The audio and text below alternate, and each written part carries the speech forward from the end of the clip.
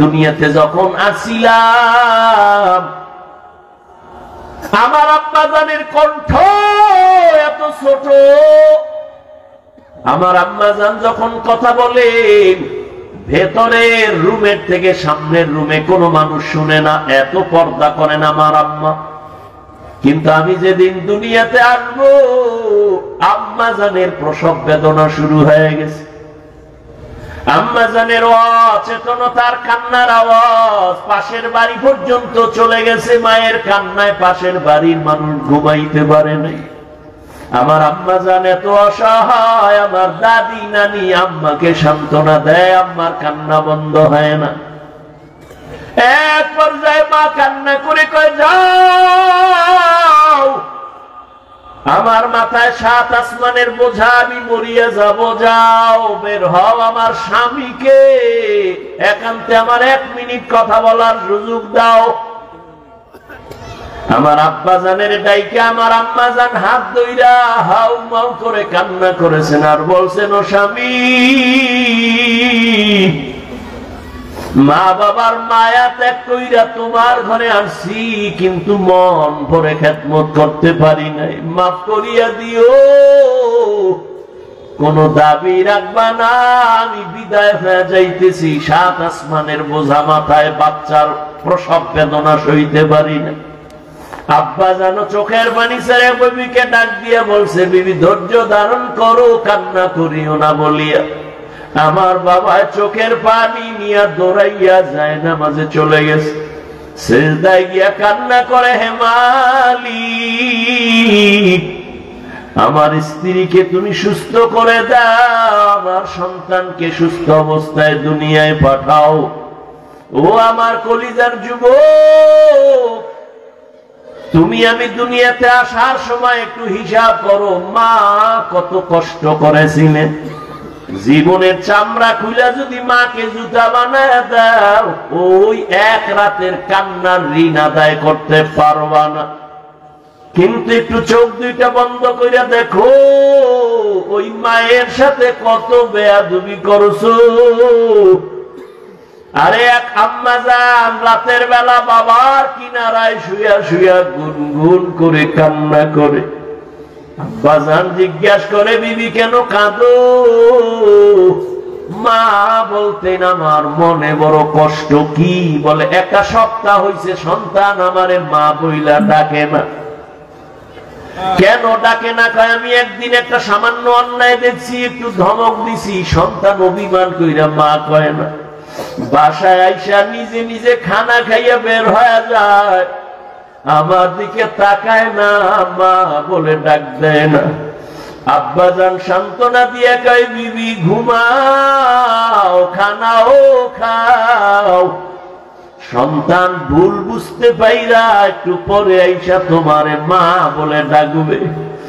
আব্বাজান ডাক দিয়ে কয়, স্বামী বুঝাইতে পারি না, যতবার আমি খানার প্লেট সামনে নেই আমার মুখে খানা যায় না, আমার ঘুমের বিছানায় ঘুম আসে না, আমার ঘুম থেকে খানা থেকে আমার কলিজার সন্তানের মা ডাকে এত মজা, আমি বুঝাইতে পারবো না রে স্বামী। আমার সন্তান যখন আমারে আম্মু বলি একটা ডাক দেয়, আমার কলিজা ঠান্ডা হয়ে যায়।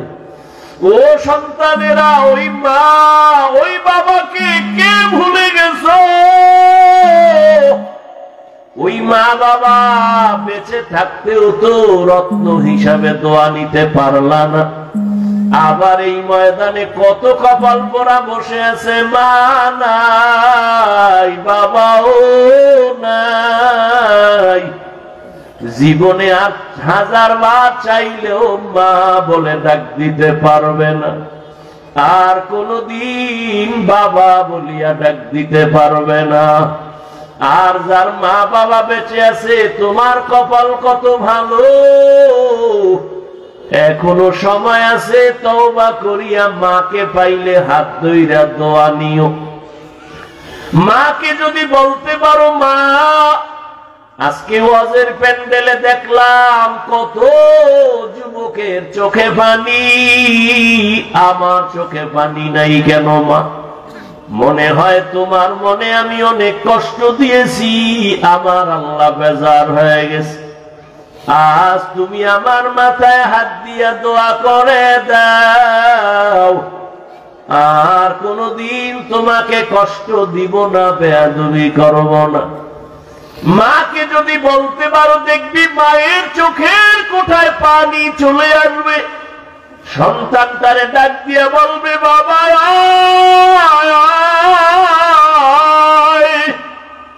আমার বুকে আয়। মা একটা ডাক দিয়া মাথায় হাত দিয়ে একটা ডাক দিবে, ও আরশে আজিমের মালিক, আমার সন্তানটাকে কবুল করে নাও। ওরে যতই বাহাদুরি করি না কেন, আল্লাহর কসম, মা বাবার চোখের পানি আর দোয়া ছাড়া এই চেয়ারে বসতে পারি নাই রে বাবা।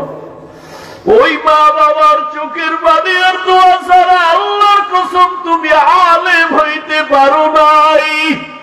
ওই মা বাবার চোখের পানি আর দোয়া ছাড়া টাকার মালিক হইতে পারো নাই রে সন্তান, পরীক্ষায় পাস করতে পারো নাই। ওই মা বাবার চোখের পানি আর দোয়ার কারণে আজকে তুমি টাকার মালিক, বাড়ি গাড়ির মালিক, সম্মানের চেয়ারের মালিক। জানোনি মা বাবা তোমাকে আমাকে নিয়ে জীবনের শুরু লগ্নে কি কষ্ট করেছে? এমনও বাবা মা ছিল দিনে কাজ না করলে ঘরের চুলায় আগুন জ্বলে নাই। কত কষ্ট করে মা বাবা জীবনটা কাটাইছে রে সন্তান। মাঝে মাঝে মায়ের মনে চাইতো ফল খাবে, টাকার কারণে কিনতে পারে নাই। মাঝে মাঝে বাবার মনে চাইতো ইলিশ মাছ দিয়া খানা খাবে, টাকার অভাবে কিনতে পারে নাই। আজকে তুমি সন্তানের ঘরে ফলের অভাব নাই, ফ্রিজ ভরা তোমার মাছের অভাব নাই। কি লাভ হবে ওই ফল আর মাছ দিয়া? চাইলেও তো মা বাবারে আর খাওয়াইতে পারবা না। ওই মা বাবায় তো সাদা কাপুনের প্যাকেট, ওই বাড়ির পেছনে বাগানে মাটির গর্তে পড়ে আছে রে বাবা। ওই মা বাবারে আর চাইলেও ফল দিতে পারবা না, মাছ দিতে পারবা না। তবে কপাল যদি খুলতে চাও বাবা, 2 ফোঁটা চোখের পানি পাঠায়া দাও।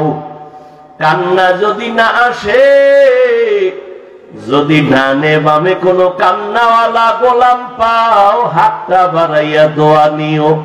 কান্নাওয়ালার দোয়া খালি ফেরত যাবে না রে বাবা। ওই মা বাবার জন্য দোয়া করিও, চোখের পানি ছাড়িও, গুনাহ কমাইয়া নেক আমল করিও। জীবনটা ধন্য হয়ে যাবে, মা বাবার খেদমতের কারণে আল্লাহ খুশি হয়ে যাবে। আল্লাহ বলেন, মানুষ তুমি বড় দুর্বল। আমি যখন দুনিয়াতে এসেই যাচ্ছি, হঠাৎ আম্মাজান বেহুশ হয়ে পড়ে গেছে। আমার দাদি আর নানি আমাকে ধরে পরিচ্ছন্ন করে আম্মুকে ডাক দিছে, এই দেখ কত সুন্দর গোলাপ। আম্মাজান এত কষ্টের মধ্যে বেহুশ, এত চোখের পানি ফালায়া কাঁদলেন, 7 আসমানের বোঝা মাথায় নিলেন। হঠাৎ আমার চেহারা দিয়ে তাকাইয়া মনে হয় মুহূর্তে আম্মাজানের কষ্ট সব শেষ হয়ে গেল। আম্মাজান আমাকে কোলে নিলেন। আমার দাদি নানি বলে, বাচ্চার কান্না বন্ধ করে দুধ দাও। আমারে দুধ দিছে, আমি খাইতে পারি না, গাল বেয়ে পড়ে গেছে। আল্লাহ কয়, দেখ আমি কত দুর্বল করে বানাইছি। অন্যদিকে তাকায় দেখ, একটা ছাগলের বাচ্চা দাঁড়ায় গেল। ডানে বামে সাহায্যকারী কেউ নাই। মায়ের দুধ কোথায় কেউ দেখায় দেয় নাই। ছাগলের বাচ্চা খুঁজা খুঁজা মায়ের ওলানে মুখ লাগায় দিছে। মায়ের ওলান দেখি শক্ত, দুধ আসে না। কাউকে গিয়া বলে না আমারে ঔষধ দাও। ওই ছাগলের বাচ্চাটাকে আল্লাহ পাক এমন ভাবে বানাইছেন, ওর কপালের সামনের অংশ বড় শক্ত, কাউকে জিজ্ঞাসাও করে নাই। ওই কপালের অগ্রভাগ দিয়া মায়ের ওলানে জোরে জোরে কয়েকটা আঘাত করা মাত্র ওলানটা নরম হয়ে গেছে। বাচ্চাটা মুখ লাগানো মাত্র দুধ ভেতরে চলে আসছে। একটু চিন্তা করো, একটা ছাগলের বাচ্চার কাছে তুমি আমি কেমন দুর্বল হয়ে পড়েছি। দুনিয়াতে মানুষের মতো দুর্বল কোন প্রাণী আল্লাহ বানান নাই। একটা পিপিলিকার কাছেও দুর্বল, একটা মশার কাছেও দুর্বল। আল্লাহ বলেন এই দুর্বলতা নিয়ে কেমনে তুমি জান্নাতের পথে চলবা? মেধার বেলায় দুর্বল, দুনিয়ার বেলায় দুর্বল, আখিরাতের জ্ঞানের বেলায় তুমি দুর্বল। আবার যেই দুনিয়ার মধ্য দিয়ে জান্নাতে যাইবা, দুনিয়ার পরিবেশ বড় খারাপ, চারদিকে গুনাহ, করতে না চাইলে জোর করে করাবে, গুনাহ করতে না চাইলেও তোমাকে জোর করে করানো হবে। তুমি যদি চোখের হেফাজত করতে চাও, তোমার চোখ হেফাজত করতে দিবে না। আবার তোমার পরিবেশ বড় খারাপ, অন্যদিকে তোমাকে পেছন থেকে টানতেছে তিন শ্রেণীর শয়তান। এক শয়তান হলো জিন শয়তান, আর এক শয়তান মানুষ শয়তান, আর এক শয়তান তোমার বডির ভেতরে নফস শয়তান। এত ঝামেলার মধ্যে বলো আমি দুর্বল কেমনে জান্নাতের পথে যাব? অন্যের সাহায্য ছাড়া চলা যাবেই না। এখন বলে তাহলে সাহায্য আমি কার কাছে চাইব?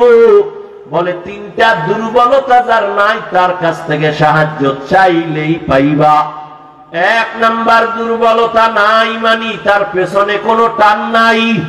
দুনিয়াতে যত মানুষের পেছনে টান, সামনে যত যেতে চাই পেছন থেকে আমার সন্তান ডাকে বাবা দাও, স্ত্রী বলে দাও, মা বলে দাও, বাবা বলে দাও, যত আগাতে চাই পেছনে তত টান। দুই নাম্বার দুর্বলতায় জমিনে যার অভাব নাই। দুনিয়াতে একটা মানুষও পাওয়া যাবে না যার অভাব নাই, বরং যার টাকা যত বেশি তার অভাব তত বড়। যত বড় লোক সব অভাবী। গরিবেরা যদি বড় লোকের কাজ না করে পঙ্গু, তো জনমের মতো পঙ্গু। ওর খানা পাকায় দেয় কাজের লোক, কারণ বিয়া করছে চৌধুরী বংশের মাইয়া, পাকুইয়া খাওয়াইতে পারবে না। আগুনের কাছে গেলে চেহারাটা ঝলসে যাবে, এই জন্য বউ দিয়া পাকায় না, কাজের মাইয়ার হাতের পাক খায়। কপাল কত সুন্দর, এমন কপাল আপন স্ত্রীর হাতের খানা কপালে নাই। ওরে আল্লাহর গোলাম, দুনিয়াতে অভাব ছাড়া কেউ নাই। তিন নাম্বারে যার কোনো স্বার্থ নাই। দুনিয়াতে খুঁজে দেখলাম স্বার্থ ছাড়া কোনো মানুষ নাই। অভাব নাই, স্বার্থ নাই, পেছনে টান নাই, এমন কোনো মানুষ নাই। তবে হ্যাঁ, একজনই মাত্র পাবো যার তিনটা দুর্বলতা নাই, পেছনে টান নাই, স্বার্থ নাই, অভাব নাই। তিনি হলেন একমাত্র আমার আল্লাহ। ইয়া আইয়ুহান নাস আনতুমুল ফুকারাউ ইলাল্লাহ ওয়াল্লাহু হুয়াল গানিয়্যুল হামিদ।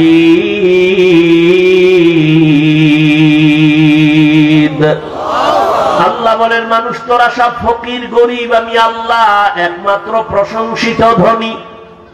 আল্লাহর কোনো পেছনে টান নাই, ছেলে মেয়ে নাই, স্বার্থ নাই, অভাব নাই। ওই আল্লাহর কাছে চাইলেই আল্লাহর বান্দা পেয়ে যাবে, কিন্তু চাওয়া লাইন মতো চাও, লাইন ছাড়া চাইলে হবে না। বলে কেমন লাইন? এক, ধৈর্যের মাধ্যমে চাও। দুই, নামাজের মাধ্যমে চাও। আজ আমাদের ধৈর্য নাই, নামাজেরও খবর নাই। ওরে আল্লাহর গোলাম, ও যুবক বাবারা, আমি শুরু থেকেই তো তোমাদের বলতেছি, তুমি স্কুলে পড়ো আলহামদুলিল্লাহ, বাধা নাই। চাকরি করো, বাধা নাই। ওখানে থাইকা আল্লাহর হুকুম মতো আগাও।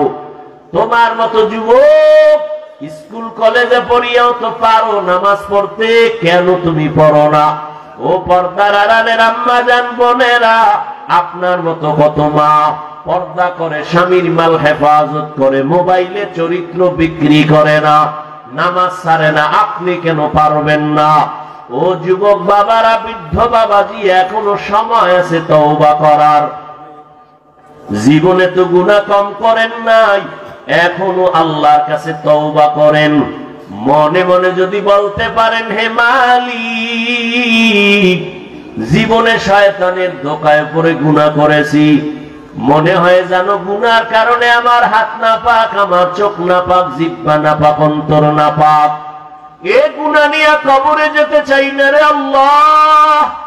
দুনিয়াতে একটা মশার কামড় সইতে পারি না, কবরে গুনাহ নিয়ে গেলে আযাব কেমনে সহ্য করব?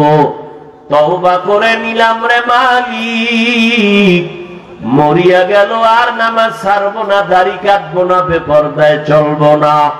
ও আমার বাবাজিরা, ও পর্দার আড়ালের মা বোনেরা, ও যুবক, যদি তওবা করার মতো অন্তর তৈরি হয়, মনে মনে আল্লাহকে বলো, ও আল্লাহ, তুমি তো রিজিকের মালিক, হায়াতের মালিক, সম্মানের মালিক। মরিয়া যাই আর বেঁচে থাকি, আর কোনদিন চাকরি করি, ব্যবসা করি, তোমাকে ভুলবো না। উলামায়ে কেরামের পরামর্শ নিয়ে নবীর তরিকায় চলবো, মা বাবার দোয়া নিয়া, মুরব্বী শিক্ষকদের দোয়া নিয়া চলবো, আর গুনাহ করব না। তওবা করার মতো যদি কারো অন্তর তৈরি হয়, মুনাফিকি যদি না থাকে, খাঁটি তওবার নিয়ত যাদের আছে, দুটো হাত আল্লাহকে দেখাইয়া দাও। আয় আল্লাহ, আমাদের হাতগুলো কবুল করে নেন। আয় আল্লাহ, আমাদের তওবা কবুল করে নেন। আয় আল্লাহ, তওবার উপরে মজবুত হইয়া চলার মতো তৌফিক দান করেন, আমিন। আলহামদুলিল্লাহি রাব্বিল আলামিন, ওয়াসসালাতু ওয়াসসালামু আলা সাইয়্যিদিল আমবিয়াই ওয়াল মুরসালিন ওয়া আলা আলিহি ওয়া আসহাবিহি আজমাইন। ইয়া আরহামার রাহিমিন, ইয়া আরহামার রাহিমিন, ইয়া আরহামার রাহিমিন। রব্বির হামহুমা কামা রব্বায়ানি সগীরা। আল্লাহুম্মা ইন্নাকা আফুউন কারীম তুহিব্বুল আফওয়া ফা'ফু আন্না। আল্লাহুম্মা ইন্না নাসআলুকা রিযাকা ওয়াল জান্নাহ ওয়া নাউযু বিকা মিন সাখাতিকা ওয়ান নার। ও দয়ার মালিক, কুদরতের নজর দিয়া তাকায় দেখে, দুনিয়ার বাড়িওয়ালাদের দরজাগুলো বন্ধ, আপনার রহমতের দরজাগুলো বন্ধ নাই। ও আল্লাহ, আমরা জীবনে যেদিন আসছিলাম, মা কত আনন্দ, বাবা আনন্দিত, কত পবিত্র ছিলাম। আজকে দুনিয়ায় আসিয়া শয়তানের ধোঁকায় পড়ে পবিত্র জীবনটারে নাপাক করেছি। আমার গুনার খবর আমার মা বাবা আপনজন কেউ জানে না। ও আল্লাহ, যদি জানতো কেউ আদর করত না। ও আল্লাহ, আপনি যে কত দয়ার মালিক। জীবনে এত গুনাহ করেছি, হাতের দ্বারা গুনাহ, চোখের গুনাহ, জবানের গুনাহ, অন্তরের কল্পনার গুনাহ। ও আল্লাহ, আপনার দেওয়া পানি, আপনার দেওয়া সূর্যের আলো, চাঁদের আলো, বাতাস সব আমি ভোগ করছি, আবার আপনার নাফরমানি করেছি। ও আল্লাহ, আপনি কত দয়ার মালিক, রাগ করিয়া সম্মানের চেয়ার থেকে ফালাইয়া দেন নাই। ও আল্লাহ, খানা বন্ধ করেন না, আজ আমরা আবার ফিরে আসছি, আর গুনাহ করব না। তওবার নিয়ত করেছি রে মালিক, গুনাহ নিয়ে মরণের বিছানায় যাব না, কবরে যাব না। দুনিয়াতে সূর্যের গরম সহ্য করতে পারি না রে মালিক, গুনাহ নিয়ে জাহান্নামের আগুনের গরম কেমনে সহ্য করব? একটা মশার কামড় সইতে পারি না, জাহান্নামের আযাব কেমনে সহ্য করব। ও আল্লাহ, একটা বেতের বাড়ি সইতে পারি না, কবরে দুই পার্শ্বের মাটির চাপ কেমনে সহ্য করব। ও আল্লাহ, তওবা করেছি আর গুনাহ করব।